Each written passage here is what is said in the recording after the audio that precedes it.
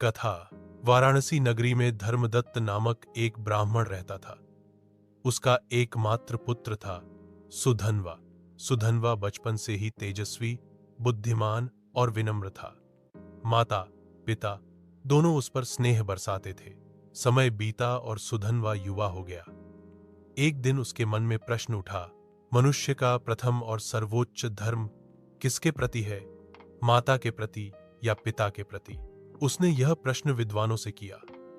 कुछ ने कहा, पिता बड़ा है क्योंकि वही पालन, पोषण और शिक्षा देता है।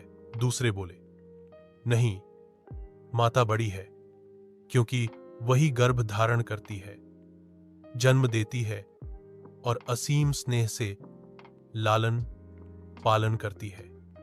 यह विवाद बढ़ता ही गया। सुधन्वा ने निश्चय किया कि वह स्वयं सच्चाई खोजेगा। वह अपने पिता के पास गया और बोला, पिताश्री, बताइए कि पुत्र का पहला धर्म किसके प्रति है? पिता ने कहा, पुत्र, पिता ही जीवन का आधार है। मैंने तुम्हें शिक्षा, संस्कार और जीवन जीने की राह दिखाई, अतः तुम्हारा प्रथम धर्म पिता के प्रति है। फिर वह अपनी माता के पास गया और वही प्रश्न पूछा। माता ने आंसुओं से भरी आंखों से कहा, बेटा, पिता का कर्तव्य महान है, परंतु पुत्र को जन्म देने का कष्ट मैंने सहा है। 9 महीने गर्भ में धारण किया, जन्म देते समय मृत्यु जैसी पीड़ा सही।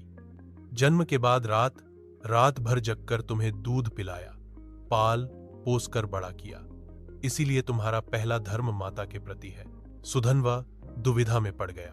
बेताल का प्रश्न। बेताल ने राजा से कहा, राजन, अब तुम ही न्याय करो। बताओ, पुत्र का प्रथम और सर्वोच्च धर्म किसके प्रति है, माता के प्रति या पिता के प्रति? राजा विक्रमादित्य का उत्तर। राजा ने शांत भाव से कहा, निस्संदेह पुत्र का धर्म माता और पिता दोनों के प्रति है, क्योंकि दोनों ही जीवन के आधार हैं। परंतु माता का हर्ण सबसे बड़ा है, क्योंकि वही जन्मदात्री है, वही पालन पोषण की मूल आधारशिला है। पिता शिक्षा और मार्गदर्शन देता है, परंतु जीवन की शुरुआत माता से ही होती है। इसलिए पुत्र का प्रथम धर्म माता के प्रति है। बेताल हंसा और बोला, राजन, तुम्हारा उत्तर बिल्कुल सही है, लेकिन तुमने बोल दिया, इसलिए मैं फिर वृक्ष पर जा रहा हूं। अपकर को हजामोशे आर्कुजाए, और कहकर वह फिर उड़कर पेड़ पर जा लटक गया।